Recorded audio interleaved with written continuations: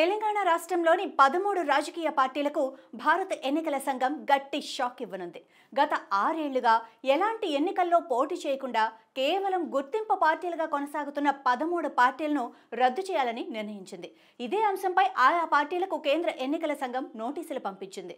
ఇదే విషయంపై దినపత్రికలు, సామాజిక మాధ్యమాల్లో ప్రకటనలు ఇవ్వాలని కూడా జిల్లా అధికారులను ఆదేశించింది.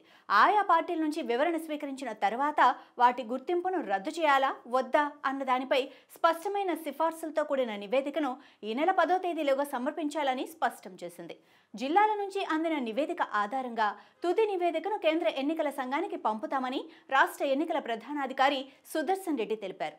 Telangana Karmika Raithu Rajyam party, Indian minorities political party, Jago party, national people's party Congress, Telangana Lok Satta party, Telangana minorities OBC Rajyam, Yuva party, Bahujan Samaj party, Telangana students united for nation party, Andhra Pradesh Rashtra Samaikya సమితి పార్టీ, జాతీయ మహిళా పార్టీ, యువ తెలంగాణ పార్టీ, తెలంగాణ ప్రజా సమితి పార్టీలు గుర్తింపు రద్దు నోటీసులు అందుకోనున్న రాజకీయ పార్టీలుగా ఉన్నాయి.